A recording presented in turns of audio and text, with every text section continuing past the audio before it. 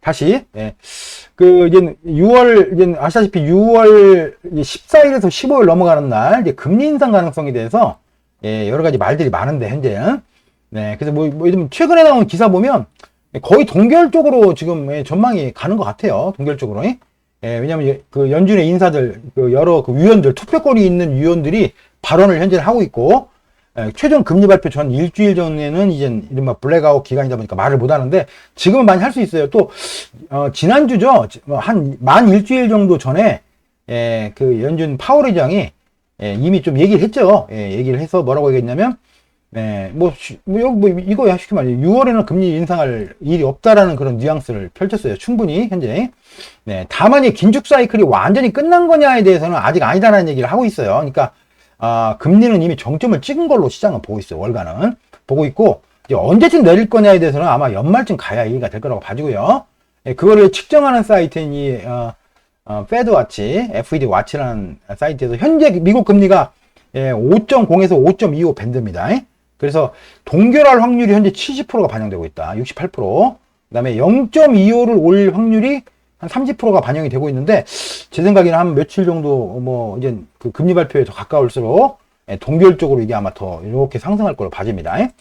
그래서, 예를 들면 지난, 일주일 전에만 해도, 한 달 전만 해도, 동결할 가능성에 대해서, 한 67%, 한 달 전에. 그 다음에, 일주일 전에는 한 48%였죠.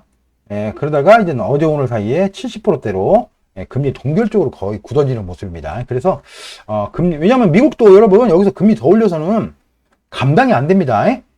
사실 이제 전 세계가 지금, 좀 이제 그 기반이 약한 개도국들, 약간 후진국들은 지금 지난 한 1년에서 1년 반 사이, 그 사이에 금리 오르고, 그 다음에 달러 가치 상승하면서 이미 망가지면서 겁나게 망가진 나라 되게 많잖아요. 뭐, 파키스탄부터, 뭐 미얀마, 뭐 라오스, 저 밑에 남미의 아르헨티나, 그 다음에 뭐 심지어 어디야 그 터키까지, 터키 그 외에도 뭐 아프리카 뭐 수두룩 빽빽하고, 근데 이제 어쨌든 그런 나라들이 이제 그 번외니까 미국도 계속 금리가 이렇게 고도로 유지가 되면 집이 안 팔리죠. 집이 안 팔린 정도가 아니라 오히려 집값이 빠지죠. 거기다가 소비 심리가 위축이 되죠. 그러면 결과적으로 리세션이 오는 거거든요. 유일하게 지금 미국 경기가 분명히 꺾일 것 같은데 하면서도 유일하게 지금 지표상으로 가장 호조를 보이는 건 딱 하나입니다, 여러분. 고용시장이에요, 고용시장. 근데 고용시장은 제가 어제도 설명을 드렸지만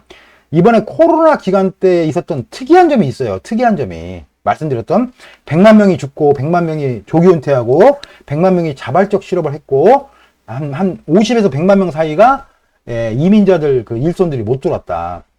그래서 결론적으로 한 400만 명 정도가 아주 좋은 일자리가 아니라 약간 허드렛 일자리에서 타이트하다. 서비스직에서 서비스직 일자리가 타이트한 겁니다. 그래서 지금 이른바 그 미국은 이제 일자리를 예를 들면 농업 분야냐 농업 분야가 아니냐로 서로 나누니까. 근데 아시다시피 빅테크 기업들은 이미 감원을 이빨해서 제가 어제도 말씀드렸지만 거의 작년 올해 사이에 50만 명 이상을 현재 빅테크 기업들은 감원을 하고 있잖아요. 그런데도 고용시장이 여전히 타이트해요. 지금 방금 전에 ADP 보고서 방금 나왔는데 ADP는 이제 민간업체. 우리나라를 보면 짭코리아 뭐 이렇게 보면 돼요. 근데 여전히 27만 건, 미국이 통상 20만 건 이상이 증가가 되면, 먼슬리 기준으로, 그러면 고용시장이 타이트하다고 보는데, 근데 이제 내일이죠. 내일 이제, 정식 통계가, 고용노동부 통계가 내일 발표가 되니까, 아마 내일도 강세로 나올 거라고 봐죠. 그러니까 일자리가, 우리나라도 여러분 마찬가지예요. 우리나라도, 실업률은 우리나라가 원래 높진 않지만, 어떤 일선 현장에서는 전부 다 구인난이에요, 구인난. 더군다나 조금 힘든 일들, 3D직, 약간 3D. 왜냐하면 요즘에 출산율도 많이 저하가 돼가지고, 아시다시피, 58년 개띠하고 71년 돼지띠, 58년 개띠하고 71년 돼지띠 세대가 우리나라가 1년에 100만 명 이상이 태어났던 아주 상징적인 해죠. 100만 명 이상이 태어났더니 100만 명. 그래서 이제 이게 이른바 베이비 부머, 1차 베이비 부머, 2차 베이비 부머 세대라고 합니다. 71년 돼지띠. 이때가 입시가 지옥이었겠죠. 작년에 2022년도 몇만 명 태어났어요, 여러분. 27만 명인가 태어났잖아요. 30만 명이 너무 벽이 무너졌죠. 출산율이 원래 남자 한 명하고 여자 한 명이 결혼해서 그럼 최소한 2.0은 돼야 돼요. 왜냐하면 중공사도 있으니까. 예, 그러니까 원 플러스 원에서 2.0이 되었는데 지금 0.8이라는 거 아니에요? 예, 그러니까 지금 일손이 부족해. 그러니까 거의 웬만한 일자리들은 누가 때우고 있어요, 여러분들?